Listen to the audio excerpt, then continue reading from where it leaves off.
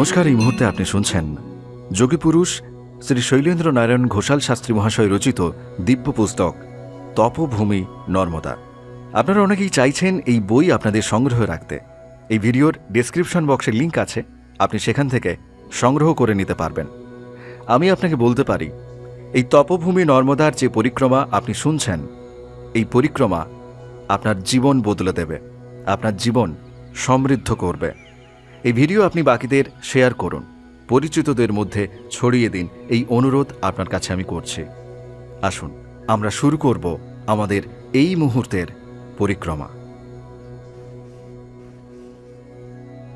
তার দুই কাঁধ ছুঁয়ে আমি ঝাঁকানি দিতে দিতে বললাম, তবে সেই নিয়তির মুখে আপনাকেই ছুঁড়ে ফেলে দেব। এত বড় উচ্চকোটির মহাপুরুষের সঙ্গে আমাকে এই রকম বেয়াদপি করতে দেখে সকলেই হকচকিয়ে গেছেন। মহন্তজি চুপি চুপি কণ্ঠে আমাকে তিনি ধমকে উঠলেন, ক্যা পাগলপন কর রহে হো।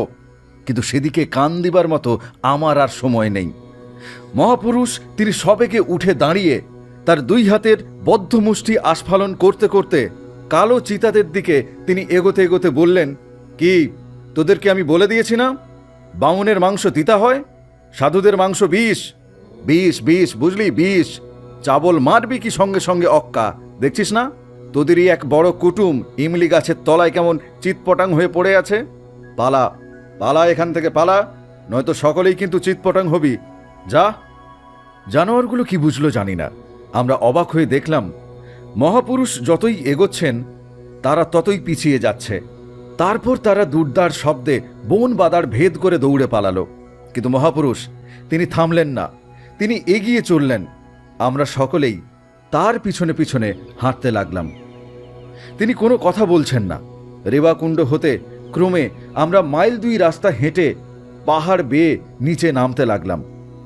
সেখান থেকে ঘন বনের মধ্য দিয়ে এমন একটা স্থানে এসে আমরা পৌঁছলাম যেখান থেকে অনেক নিচে একটা বনাবৃত উপত্যকা দেখা যাচ্ছে। অর্থাৎ আমরা যে বনের মধ্য দিয়ে হাঁটছি সেটা যে অনেক উঁচু পাহাড়ের উপরকার বন, নিচের উপত্যকার উপর নজর দিয়ে তা ভালো করেই বোঝা গেল। মনে হচ্ছে এ যেন একটা ভিন্ন জগৎ। সুউচ্চ সোজা খাড়া খাড়া শাল, কেঁদ, বারম, ধাওয়া, মেহেরিন প্রভৃতি বড় বড় গাছের সন্নিবেশ দিনের আলো আটকে দিয়েছে। বহু দূরে দেখা যাচ্ছে একটা বস্তি। দেখে আমার মনে হলো সারি সারি ভিলদেরি কুঁড়ে। মহন্তজিকে আমি চুপি চুপি জিজ্ঞাসা করলাম, রেবাকুণ্ড বা মান্ডবগড় কিল্লা হতে আমরা কোন দিকে হাঁটছি? তিনি বললেন, দক্ষিণ পশ্চিম। আমরা নৈরত কোণ ধরে আমরা হাঁটছি। আরও আধ ঘণ্টাখানেক হাঁটার পর একটা উঁচু পাথরের উপর এতক্ষণ পরে মহাপুরুষ বসলেন। বসেই তিনি আঙুল বাড়িয়ে দেখালেন, ওই যে দূরে সূর্যের আলোতে জলের ধারা চিকচিক করছে, সোজা যা, সোজা ওই ছোট নদীটার ধারে চলে যা। আরে কোনো ভয় নেই, ওই নদীর ধার ধরে গেলে মা নর্মদার কিনারে পৌঁছে যাবি। দেদোল দেদোল, ঘাটে তোল, ঘাটে তোল। মা রে বা, বেশ আসিস তুই। সারা জীবনটা কি এইভাবে নাকে দড়ি বেঁধে ঘুরাবি নাকি? তারপর হঠাৎ তিনি হাততালি দিতে দিতে স্তব পাঠ করতে লাগলেন। ইতিমধ্যেই তিনি যখন ভাবের ঘোরে হাততালি দিয়ে স্তব পাঠ করছেন, মহন্তজির ইঙ্গিতে লক্ষণ ভারতীজি পঞ্চপ্রদীপের বাতি সাজিয়ে ফেলেছেন। মহন্তজি পঞ্চপ্রদীপ জেলে তার আরতি শুরু করে দিলেন। শিঙা ডমরু বাজাতে লাগলেন নাগারা। আরতি শেষ হতেই মহন্তজি সহ আমরা সকলেই তাকে সাষ্টাঙ্গে প্রণাম করলাম। মহাপুরুষের সর্বাঙ্গে তখন অশ্রু, পুলক, শিহরণ এই প্রভৃতি সাত্ত্বিকী বিকার ফুটে উঠেছে দেখলাম। তিনি মিনিট পাঁচেক ওই অবস্থায় থেকে তিনি মহন্তজিকে বললেন, শোন, ওই নদীর ধার ছাড়বি না, তাহলেই কিন্তু হাত নোড়া কুবজা সঙ্গমে পৌঁছাতে পারবি না। আমি এখন রেবাকুণ্ডে ফিরে গিয়ে 2-4 দিন থাকবো, বুঝলি? জায়গাটা খুব জমাট, রসও আছে, মজাও আছে। তারপর আমি ফিরে যাব সীতাবনে। মার এবার চেয়ে আমার সীতা বেটিই ভালো। তারপর তিনি আমাকে কাছে ডেকে বললেন, মলো, তোর চোখে জল কেন? আরে তুই ধাক্কা মেরে জাগিয়ে দিয়ে ভালোই করছিলি। কালো চিতাগুলোও তো মা নর্মদার সন্তান নাকি? জঙ্গলে জঙ্গলে যেসব জানোয়ার তুই দেখছিস, ওরা সবাই কিন্তু মা নর্মদার প্রহরে। ওরাই কিন্তু এই নর্মদা তটের সুচিতা অসংযমীদের হাত থেকে রক্ষা করে। ওরে আমার বাপ সোহাগে বামুন ছানা, শুধু মুখের কথায় গুরু শক্তি কি মিলে? দণ্ডে দণ্ডে তিলে তিলে না ভাবিলে, হ্যাঁ রে মন, গুরু মুখ্য পদবাক্য হৃদয়ে করিয়ে ঐক্য, দাস ভাবে থেকো পদতলে। চেয়ে দেখ সড়ক পানে ফুটছে সোনার কমল, চাঁদ চেয়ে সে নির্মল, ময়লাতে তার করবে কি, আপনি আলোক ওই বিমানে, বুঝেছ? এই বলার সঙ্গে সঙ্গে তিনি আমাদের দিকে পিছন ফিরে দৌড়তে লাগলেন বন ঝোপ পাথর ডিঙিয়ে ডিঙিয়ে। আমরা তার যাত্রা পথের দিকে তাকিয়ে রইলাম, সকলেরই চোখে জল। নিশ্চিত মৃত্যু হতে যিনি বাঁচালেন, সেই বিপদের বন্ধু আমাদের কাছ হতে চলে গেলেন। আমার বুকের ভিতরটা যেন খাঁ খাঁ করছে। আমি সেইখানে বসে পড়ে ডুকরে ডুকরে কাঁদতে থাকলাম। মহন্তজি আমার হাত ধরে উঠালেন, আমার চোখে মুখে কতকটা জল ছিটিয়ে দিলেন তার নিজের কোমণ্ডলু থেকে। ধীরে ধীরে হাঁটতে লাগলাম নাগা সন্ন্যাসীদের সঙ্গে। বনের মধ্য দিয়ে উত্তরাইয়ের পথে ক্রমশই আমরা নামছি। বড় বড় গাছের ধার দিয়ে অনেক ঝোপঝাড় অতিক্রম করে অবশেষে আমরা মহাত্মা সোমানন্দজি কথিত সেই ছোট নদীটির ধারে এসে আমরা পৌঁছালাম। নদীর ওপারেই ভিলদের বস্তি, যা আমরা পাহাড়ের উপর থেকে দেখছিলাম। লক্ষণ ভারতজি শিঙা ডমরু বাজাতে বাজাতে তিনি যেতে চেয়েছিলেন, কিন্তু মহান্তজির নিষেধে তা বন্ধ করা হলো। তার ভয় ওপারের ওই ভিল বস্তি। মতীন্দ্রকে জিজ্ঞাসা করতে ঘড়ি দেখে সময় জানালেন বেলা 10টা বেজেছে।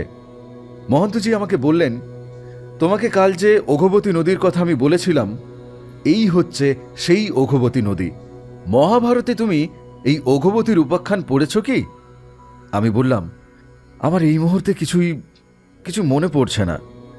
তিনি বললেন, বেশ, আমি বলছি, শোনো। আমি বললাম, আমার এখন শুনতে ভালো লাগছে না। তিনি বললেন, আমি জানি মহাত্মা সোমানন্দজির জন্য তোমার মন খুবই কাতর আছে। দেখো, ওইসব সত্যানন্দ জীবনমুক্ত মহাপুরুষদের জন্য মন খারাপ করে কোনো লাভ নেই।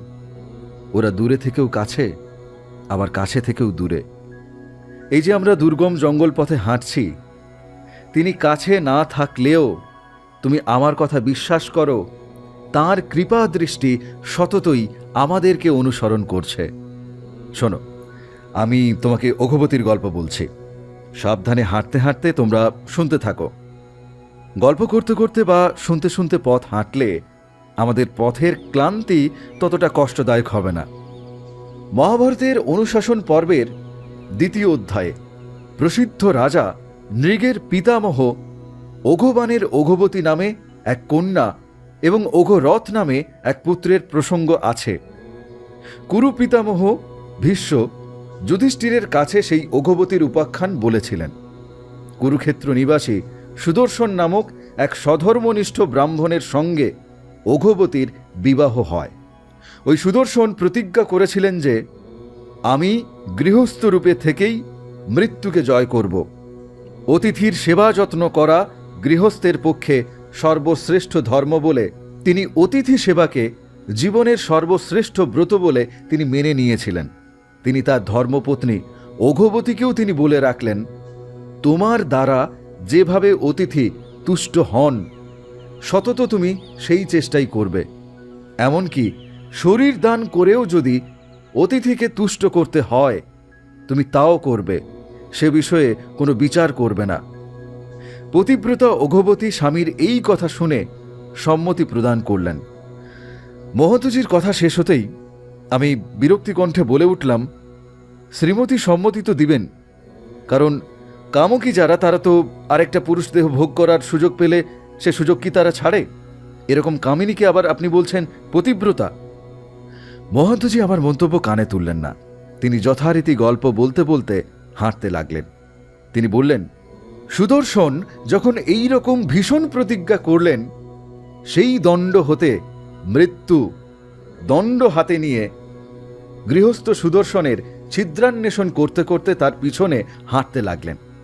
কিন্তু শত চেষ্টা করেও মৃত্যু সুদর্শনের অতিথি সৎকারের কোনো ত্রুটি বের করতে পারলেন না। একদিন সুদর্শন যজ্ঞ কাষ্ঠ আহরণ করার জন্য ওঘবতীকে একা রেখে তিনি বনে গেলেন। তিনি ঘর থেকে বেরিয়ে যাওয়ার পরেই এক সুন্দর মূর্তি ব্রাহ্মণ তার গৃহের দ্বারে এসে উপস্থিত হলেন। ওঘবতী তাকে অভ্যর্থনা জানালেন। তার প্রয়োজন সম্বন্ধে তিনি জানতে চাইলে অতিথি বললেন, কল্যাণী, তোমাকেই আমার প্রয়োজন।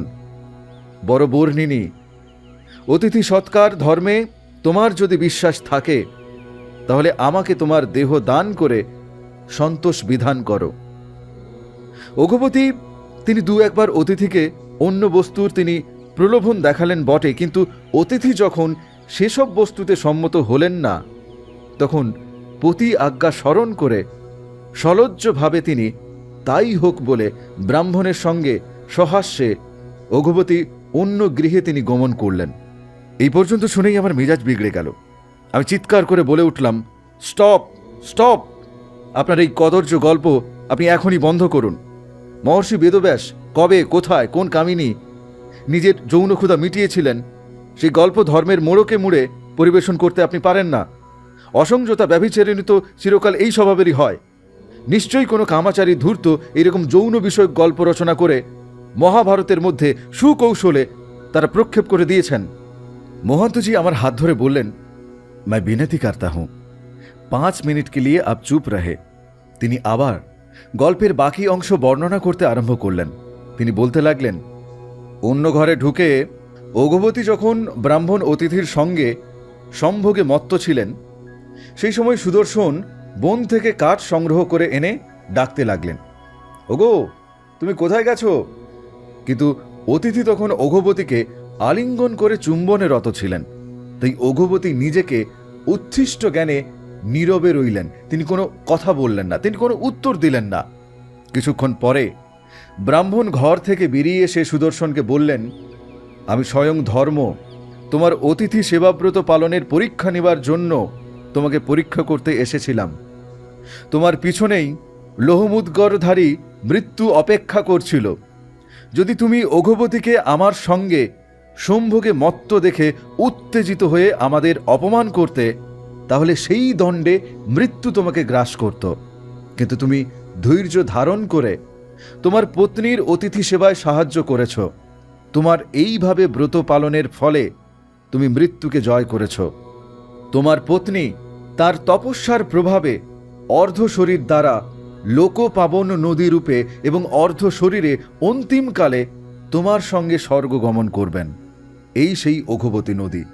এই দেখো দেখো, আমাদের পাশ দিয়ে বয়ে যাচ্ছেন ওঘবতী নদী।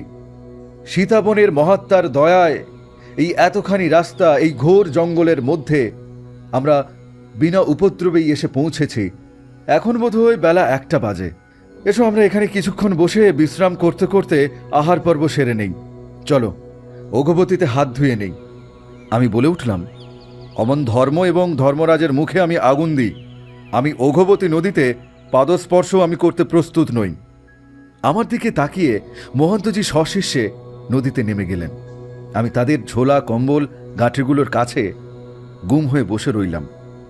তারা সকলেই নদী থেকে উঠে এসে সঙ্গে ফলমূল ছিল, তা সবাই ভাগ করে খেলেন, আমিও খেলাম। আধ ঘন্টা বিশ্রাম করে আবার যাত্রা শুরু হলো দল বেঁধে। হর নর্মদে হর নর্মদে ধ্বনি দিতে দিতে আমরা এগিয়ে চললাম। ওঘবতী নদী তীর হতে আমরা পূর্ব দিকে বাঁক নিয়ে যে পথে চলতে থাকলাম সেই পথে আমার মনে হলো জঙ্গল যেন নিবিড় থেকে নিবিড়তর হচ্ছে। একটা সম্বর হরিণ এবং একদল চিতল হরিণকেও আমাদের চলার পথ হতে প্রায় 50 গজ দূর দিয়ে নদী তীরের দিকে দৌড়ে যেতে দেখলাম। নিরীহ হরিণদলকে দেখে নাগাদের যেন বিক্রম বেড়ে গেল। তারা একসঙ্গে শিঙা ডমরু বাজিয়ে তাদেরকে আরও চমকিয়ে দেবার চেষ্টা করতে লাগলেন। আমি মনে মনে ভাবছি, এই সময় একদল নেকড়ে, ভালুক বা বুনো হাতি বেরোলে এই বীর পুঙ্গবদের এত উল্লাস কোথায় থাকতো? দেখতে পেলে ভালো হতো আমার।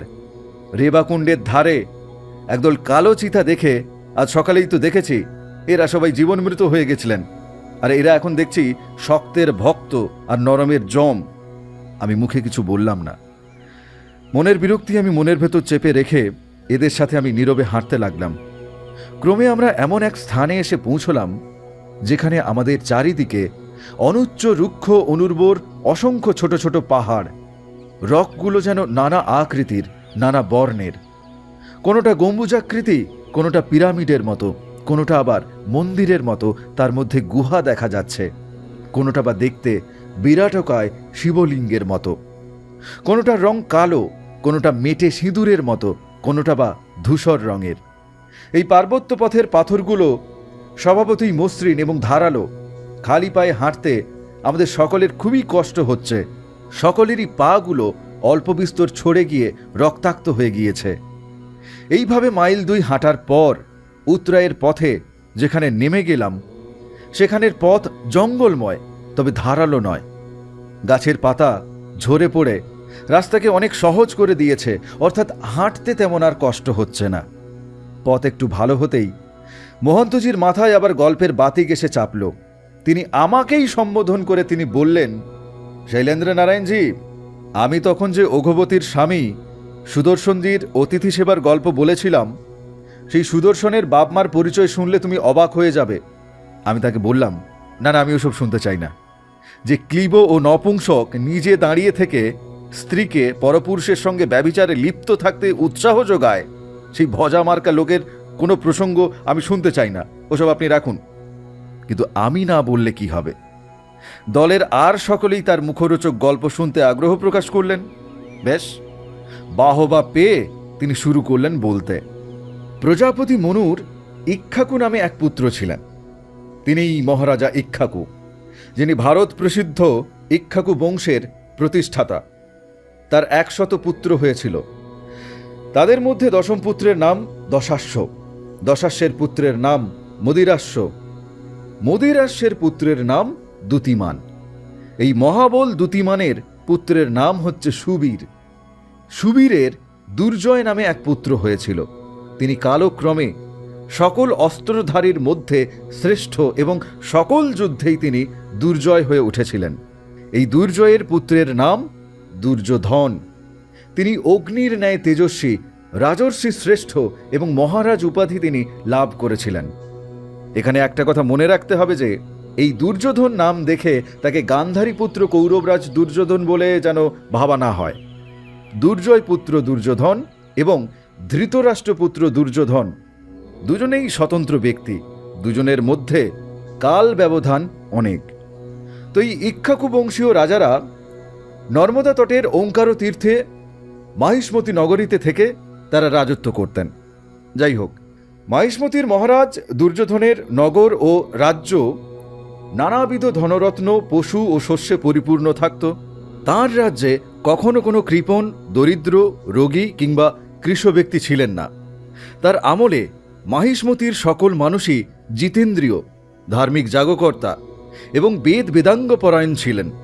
স্বয়ং মহর্ষি বেদব্যাস তিনি বলছেন, মহারাজ দুর্যোধনের গুণে মুগ্ধা হয়ে স্বয়ং চিরপবিত্রা শীতল জলা সতত শুভাকারিণী দেবনদী নর্মদা নিজেই অনুরাগেই সেই পুরুষশ্রেষ্ঠ দুর্যোধনকে তিনি নাকি একদা কামনা করেছিলেন, অর্থাৎ দুর্যোধনকে তিনি বিবাহ করেছিলেন।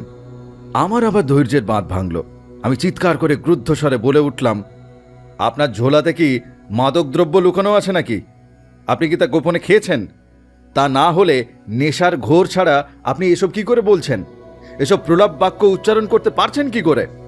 যিনি পৃথিবীর আদি কন্যা শক্তি, তিনি প্রেমাসক্ত হয়ে দুর্যোধনের মতো একজন রাজাকে বিবাহ করেছিলেন। হ্যাঁ, তিনি বললেন, কেন নয়? তুমি কি অমরকণ্টকে নর্মদা উদ্গম মন্দিরের দক্ষিণ দিকে ওই কর্ণ মন্দিরের উত্তর পাশে রংমহলা দেখে আসনি? আমি তো এই কথা বলছি না যে এই কল্পেই এসব ঘটনা ঘটেছিল।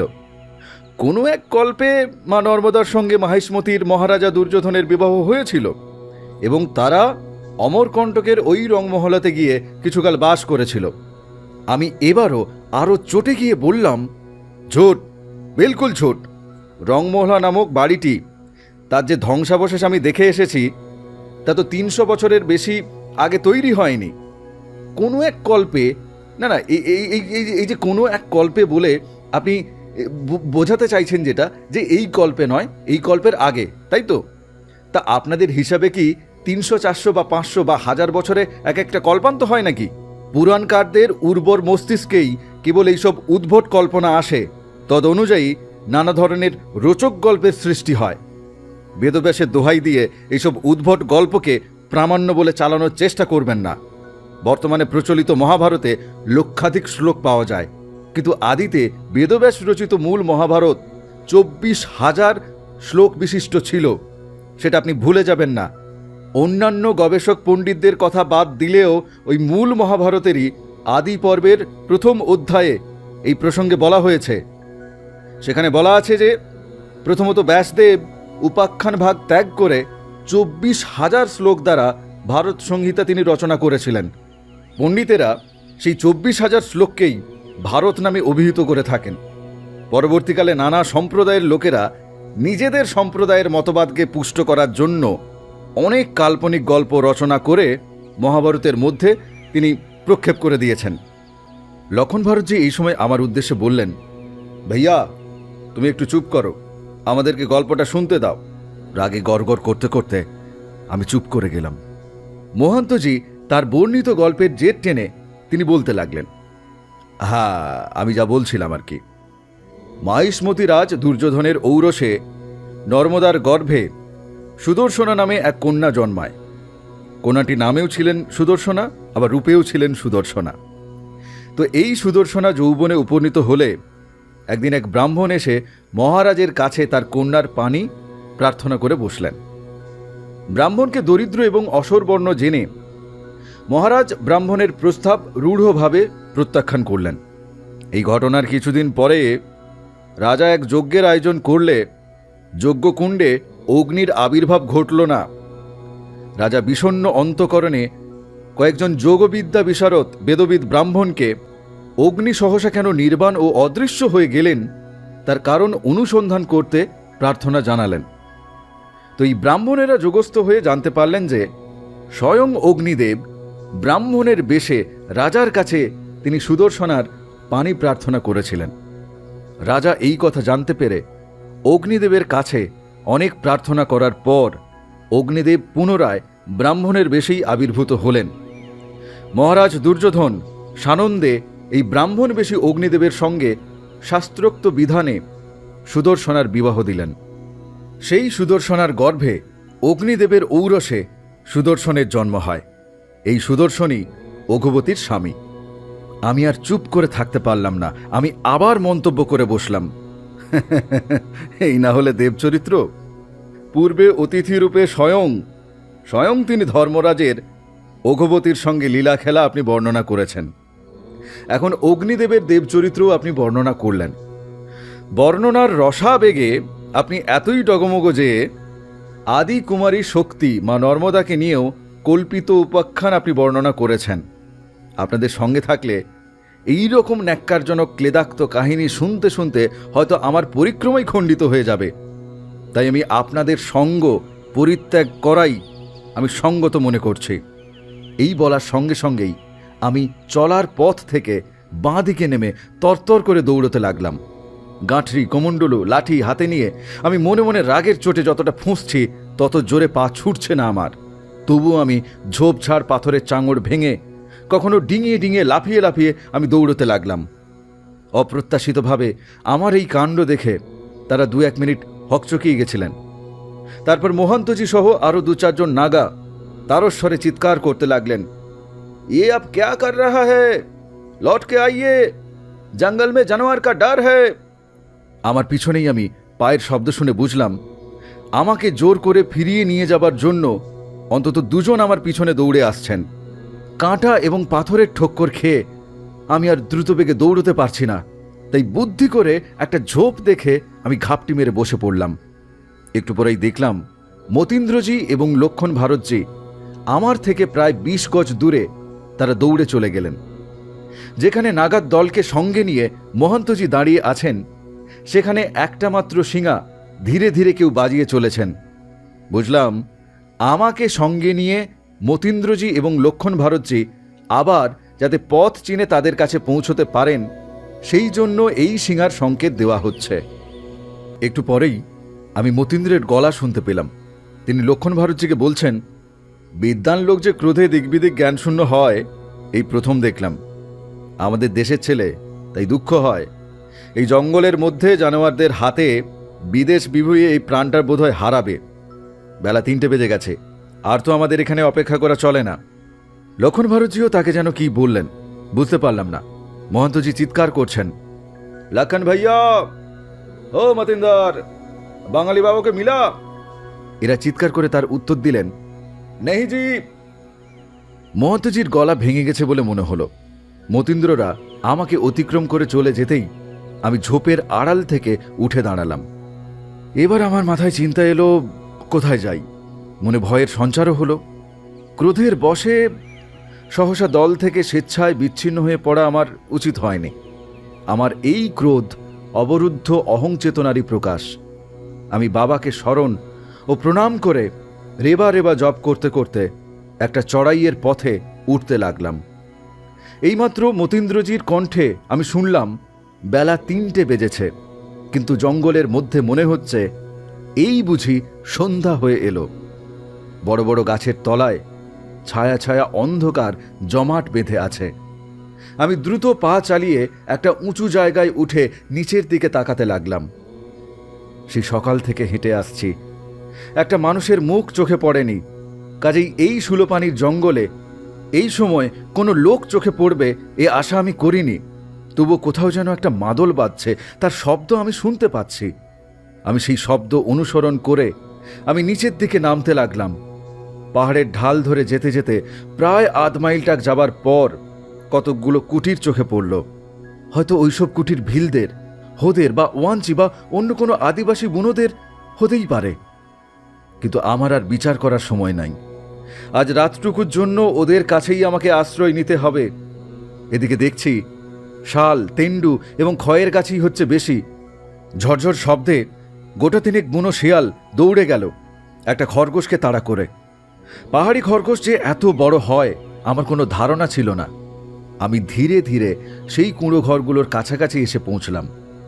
দেখলাম বড়জোর 40 কুটির হবে।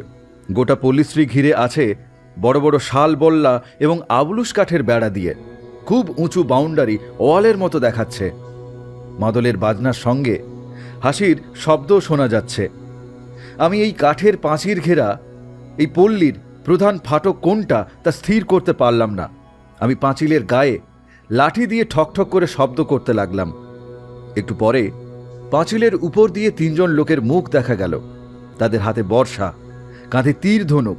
তারা অতি সচকিতভাবে উঁকি মেরে দেখে নিয়ে প্রধান ফাটক খুলে দিল। আমি অনুমান করলাম ভালুক চিতাবাঘও এসে এই পাঁচিলের গায়ে আঁচড় মারতে পারে, থাবা দিয়ে কাঠের পাঁচিলে ঠক্কর মারতে পারে, তাই এত সাবধানতা। আমি দরজা দিয়ে ঢোকা মাত্র প্রধান ফাটক মজবুত করে আটকে দেওয়া হলো। আমি যেন এক বিচিত্র জীব এসে পৌঁছেছি। মেয়ে পুরুষ সব ভিড় করে আমাকে ঘিরে দাঁড়িয়েছে। নিজেদের মধ্যে ঠারে ঠোরে তাদের অনেক কথা হচ্ছে আমাকে নিয়ে, আমি বুঝতে পারছি। কিন্তু তারাও আমার কথা বোঝে না, আর আমি তাদের ভাষা বুঝতেও পাচ্ছি না। মেয়ে পুরুষদের কুচকুচে কালো রং, দ্রাঢ়িষ্ঠ বলিষ্ঠ শরীর, প্রায় অর্ধনগ্ন সবাই। মেয়েরা মোটা ছিন্ন বস্ত্রের টেনা দিয়ে কোনো মতে আব্রু রক্ষা করছে। কারো কারো পরনে নতুন মোটা লাল গামছা। আমাদের দেশের বাঁকুড়াতে যে সমস্ত গামছা পাওয়া যায়, মোটা গামছা পাওয়া যায়, তাদের গামছাগুলো কতকটা সেই রকম, টানা টানা, একেবারে ঠাস বুননি। কুঁড়ে ঘর হলে কি হবে, কুঁড়ের দেওয়াল এবং মেঝে সব পরিষ্কারভাবে নিকানো, যেন তকতকে ঝকঝকে। যে উঠোনের উপর দাঁড়িয়েছি সেটাও পরিষ্কার। উঠোনের একদিকে অনেকগুলো টাঙি এবং বর্ষা পড়ে আছে। 3-4 জন ডেকে উঠল, বুদান, এ বুদান, লেচু। 2 জন ভিল যুবককে দেখলাম আমার কাছে এসে দাঁড়ালো। একজন বৃদ্ধ তাদেরকে দুর্বোধ্য ভাষায় কিছু বলে উঠতেই তারা ভাঙা ভাঙা হিন্দিতে কোনো মতে উচ্চারণ করল, কন। তাদের কথার ধরনে আমি বুঝলাম তারাও ভালো হিন্দি জানে না। অনেক কথাই হয়তো জিজ্ঞাসা করতে চায়, কিন্তু হিন্দি ভাষা ভালোভাবে রপ্ত নয় বলে তাদের মুখ দিয়ে কেবল একটি মাত্র শব্দ বেরোল, কৌন। আমি ভাঙা ভাঙা হিন্দিতে ইশারায় ইঙ্গিতে বোঝাবার চেষ্টা করলাম যে আমি পরিক্রমাকারী, দল ছুট হয়ে বনের মধ্যে পথ হারিয়ে এখানে এসে পৌঁছেছি। রাতটা এখানেই থাকতে চাই, বার কয়েক নর্মদা নর্মদা রেবা রেবা উচ্চারণ করে পূর্ব থেকে পশ্চিমে, পশ্চিম থেকে পূর্ব দিকে আঙুল ঘুরালাম। একটা গাছের গুঁড়ি থেকে লাঠি দিয়ে রেখা টেনে আমি বললাম, নর্মদা নর্মদা। তারপর সেই রেখা ধরে কয়েক পা এগিয়ে গিয়ে আমি বললাম, পরিক্রমা পরিক্রমা। যাই হোক, তারা আমার কথা বুঝলো বলে আমার মনে হলো। আমাকে সেই বৃদ্ধ ও যুবক দুটি পথ দেখিয়ে দুটো কুঁড়ো ঘরের মাঝখান দিয়ে একটা পরিষ্কার উঠানে নিয়ে গিয়ে বসতে দিল। প্রশস্ত উঠান, তাকে ঘিরে সারি সারি কুঁড়ে ঘর গোলাকারে আছে। কুঁড়ে ঘরগুলির গা ঘেঁষে তাদের সেই কাঠের বিরাট আকারের বেড়া বা পাঁচিল, তার পেছনেই জঙ্গল। বোধন ও লছু দুজনে ধরাধরি করে একটা খাটিয়ে এনে একটা কুটিরের দাওয়ায় পেতে দিয়ে ইঙ্গিত করল সেখানেই শুতে হবে। খাটিয়াটা বিচিত্র।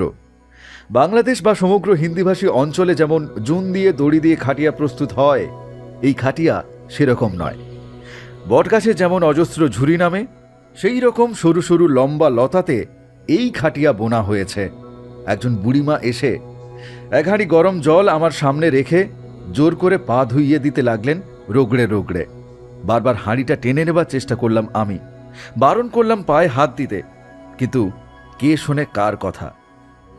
জলটার রং দেখছি ঘন সবুজ। লছুর দিকে তাকাতে সে ভাঙা ভাঙা হিন্দিতে যা বলল তাতে বুঝে নিলাম আমার ক্ষতবিক্ষত পা দেখে জলের সঙ্গে কোনো লতাপতা মিশিয়ে গরম করা হয়েছে। লছু মাত্র দুটি শব্দ উচ্চারণ করল, দারাদ, আরাম। ঈষদুষ্ণ গরম জলে পা ধুতে সত্যিই আমার খুব আরাম বোধ করলাম। সেই বৃদ্ধ দুটি ভুট্টা পুড়িয়ে এনে আমার সামনে রাখল। আকার ইঙ্গিতে কোনো মতে বুঝালাম যে একবার মাত্র খাওয়া আমাদের নিয়ম, তা আমার হয়ে গেছে। লুচ্ছুকে একটি আঙুল দেখিয়ে এবং পেট চাপড়িয়ে বুঝিয়ে দিলাম যে এক দেবে খানা খালিয়া অর নেহি। দরিদ্রের স্বল্প আয়োজন। সত্যি কথা বলতে কি, তাতে কিন্তু আন্তরিকতার উত্তাপ অপরিমেয়, মনকে সহজেই নাড়া দেয়, অভিভূত করে। দেখতে দেখতে অন্ধকার নেমে আসছে। তার মানে সন্ধ্যা হতে বেশি দেরি নাই। তখনও অল্প অল্প আলোর আভাস আছে। বৃদ্ধ ভিল হাসি মুখে আমাকে বলছে, পোগা পোমা গাড়া, আর হাতের ইঙ্গিতে সঙ্গে যেন কোথাও যেতে বলছে। লছুও দুটি হাত অঞ্জলিবদ্ধ করে তার নিজের মুখের কাছে ঠেকাচ্ছে এবং বৃদ্ধের সঙ্গে কোথাও যেতে বলছে। আমি উঠে বৃদ্ধের পিছনে পিছনে যেতে লাগলাম। যে পথে এই উঠানে আমি পৌঁছেছিলাম সেই পথে বেরিয়ে গিয়ে দেখলাম আবার একই রকম এক ঝাঁক কুড়ে ঘর গোলাকারে ঘিরে আছে। নিশ্চয়ই সেগুলোর মাঝখানেও প্রশস্ত প্রাঙ্গণ আছে। সমস্ত কুড়ে ঘরগুলোর সারি পূর্ব হতে পশ্চিমে লম্বা। আমি পশ্চিম দিকের ফাটক দিয়ে এদের পল্লীর মধ্যে ঢুকেছিলাম। বুড়ো আমাকে পূর্ব দিকের ফাটকের কাছে নিয়ে গেল। ফাটক খুলতেই আমি দেখতে পেলাম একটা পাহাড়ি নালা কুলুকুলু করে বয়ে চলেছে। এতক্ষণে পোগা পোমা গাড়ার অর্থ আমি বুঝলাম। বুঝতে পারলাম লছুর মুখের কাছে বারবার অঞ্জলি পুটে স্পর্শ করার ইঙ্গিত। পরিষ্কার স্বচ্ছ জল। আমি অঞ্জলি পুটেই পেট পুরে সেই জল খেলাম। আমার কমণ্ডলুতে মা নর্মদার জল আছে, কিন্তু তা খরচ করা চলবে না। যতক্ষণ নর্মদা থেকে দূরে আছি ততক্ষণ ওই জলকে মাঝে মাঝেই আমাকে দর্শন করতে হবে। পরিক্রমার তো সেই নিয়ম। বুড়োর সঙ্গে আমি সেই পূর্ব নির্দিষ্ট স্থানে ফিরে এসে খাটিয়ার উপর কম্বল পেতে কমণ্ডলুর জল দর্শন করে আমি শুয়ে পড়লাম। লছু হাত কচলাতে কচলাতে বলতে লাগলো, মেহমান মেহমান। তার দেখা দেখি বুধনও দেখি হাত কচলাতে কচলাতে বলতে লাগলো, মেহমান মেহমান। আমি শুয়ে রইলাম। অন্ধকারের মধ্যে তারা চলে গেল। কুটিরগুলোর মধ্যে কেউ আছে বলে আমার মনে হলো না। সবাই বাইরে উঠোনে জড়ো হয়ে নাচছে বলে মনে হলো। ধীরে ধীরে মাদলও বেজে চলেছে। কি সুন্দর সরল অনাড়ম্বর এই বন্য জীবন। আমার পায়ের ক্ষতগুলো টাটিয়ে উঠেছে। সারা শরীরে এখন ব্যথা। মহন্তজির কাছ হতে দৌড়ে ওই পার্বত্য পথে পাথরের চাঙড়ে ঠোঙর খেতে খেতে এই আমার আশার ফল। আমি শুয়ে শুয়ে ভাবছি, লছুর মুখে কি সুন্দর কথাটি, মেহমান। সে কার কাছে এই উর্দু কথাটি শিখেছে? হয়তোবা কারো কাছে শিখেও থাকতে পারে। হিন্দুস্তানিরা এই শব্দ আকছার ব্যবহার করে থাকেন। মেহমান শব্দের অর্থ পরদেশী আত্মীয়। অতিথিকেও আত্মীয় জ্ঞানে সমাদর করা হয়। অতিথি শব্দ মনে আসতেই মহন্তজির ওঘবতীর কথা আমার মনে পড়ে গেল। কামিনীর মুখের ভাষাগুলি হল তা খেতি, অর্থাৎ তাই হোক, তত বিহস্য, তারপর সহাস্যে জঘন্য। জঘন্য ওই সব। মহর্ষি বেদব্যাসের কলম হতে ওই রকম পাপ কথা কখনো লেখা হতে পারে না। নিশ্চয়ই কোনো পুরাণকার বা তথাকথিত পণ্ডিত তিনি নিজের যৌবন বিকার হতে এইরকম খোশ গল্প রচনা করে প্রক্ষিপ্ত করে দিয়েছে মহাভারতের মধ্যে। আমি জপে মন দিলাম। বসে বসে সন্ধ্যাক্রিয়া সারবার জন্য আমি উঠে বসলাম, কিন্তু বেশিক্ষণ আমি বসে থাকতে পারলাম না। আবার শুয়ে পড়ে আমি জপ করতে লাগলাম। জপ শেষ করে আমি যখন ঘুমানোর চেষ্টা করলাম, কিন্তু সর্বাঙ্গে যন্ত্রণার জন্য আমি ঘুমাতে পারলাম না। বাইরে তখন নৃত্যের তালে তালে ভিল নরনারী পুরুষের দ্বৈত সঙ্গীতের মহলা চলছে, আর তার সঙ্গে চলছে তাদের প্রাণ খোলা হাসির লহর। আমি ভাবছি, অথচ এই ভিলদের সম্বন্ধে কত বিকৃত তথ্যই না আমি শুনে এসেছি। এরা নাকি লুটেরা, নিষ্ঠুর, ভয়ঙ্কর। অভাবের তাড়নায় নিরন্ন অভুক্ত স্ত্রী পুত্রের মুখে খাদ্য যোগাবার জন্য হয়তো কখনো কখনো ভিলরা দল বেঁধে লুটপাট করে, বাধা পেলে হয়তো আঘাত হানে, কিন্তু সেইটাই ভিলদের একমাত্র চারিত্রিক বৈশিষ্ট্য নয়। কোন জাতের মধ্যে চোর, ডাকু বা লুটেরা নাই? এ পর্যন্ত আমি যত ভিলের সাক্ষাৎ পেয়েছি তাদেরকে তো আমার অত নিষ্ঠুর বা ভয়ঙ্কর বলে মনে হয়নি।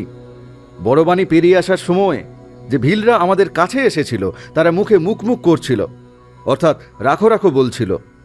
মহন্তজি কিছু বাজরার আটা এবং কয়েকটা সূচ দিতেই তারা সন্তুষ্ট হয়ে চলে গেছিল। তারা কিন্তু কারোর অঙ্গ স্পর্শ করেনি। এইসব এলোমেলো চিন্তা করতে করতে আমি ঘুমিয়ে পড়লাম। মা নর্মদাকে প্রণাম জানিয়ে এই এপিসোড এখানেই বিরাম দিচ্ছি। আপনি শুনছিলেন যোগীপুরুষ শ্রী শৈলেন্দ্র নারায়ণ ঘোষাল শাস্ত্রী মহাশয় রচিত দিব্য পুস্তক তপভূমি নর্মদা। আপনি যদি এই দিব্য পুস্তক সংগ্রহ করতে চান, এই ভিডিও ডেসক্রিপশন বক্সে লিঙ্ক আছে, আপনি সেখান থেকে সংগ্রহ করে নিতে পারবেন। আমাদের এই সনাতনী ভারতবর্ষের যে গরিমা, যে গৌরব, তার এই কথা আপনি বাকিদের মধ্যে ছড়িয়ে দিন। ভিডিও শেয়ার করুন, লাইক করুন এবং আপনার অনুভব কমেন্টে অবশ্যই জানান। এই পরিক্রমা এখনও অনেকটা পথ বাকি, তাই আপনি সঙ্গে থাকুন। মা নর্মদার কৃপা আপনার উপর বর্ষিত হোক। পরবর্তী এপিসোডে আবার আমাদের পরিক্রমা আমরা শুরু করব। ভালো থাকুন, সুস্থ থাকুন। নমস্কার।